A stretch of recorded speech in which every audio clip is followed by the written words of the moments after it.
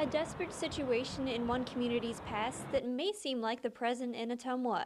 We were trying to put anything into our storefronts. We had more empty storefronts than full storefronts. So that's where we started. Now that was 85. But it was all about reuse and making it incremental. But yes, Dubuque was, there was a billboard up in the early 80s that said, last one out of Dubuque, turn off the lights. It was that dire. So they took action and focused on the positives. The city leaders recognize that what makes us unique, one of the things, the biggest thing that we have is a river right outside our front door.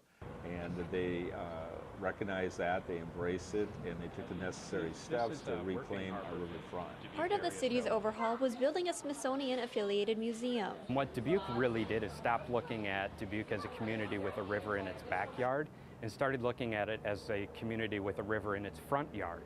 And redeveloping our downtown and our riverfront has done wonders for the entire community. Ottumwa and Dubuque are very different communities in separate corners of the state, but they're both riverfront towns that also have a big convention center. However, Ottumwa is in the middle of many downtown renovation projects that Dubuque has had done for a while. Improvements they've made to the community and the downtown business area, many of the same things that we're working on right now. We're about halfway through, but they're 95%. The city is working to keep people at the forefront of the plans. Public spaces like downtown and the Bridgeview Center are for the public. Downtown belongs to everybody. We all need to get out and enjoy it. It's part of who we are. Downtown is also what makes a town special. Celebrate the uniqueness of those historic buildings because there's a great core in Ottumwa. It's a matter of reuse, not tearing down and starting over. Because the downtown is where it all began. Any community that's successful has that core that is really thriving, that people want to be a part of, because that's really where the history of a city is, in your older parts of your town.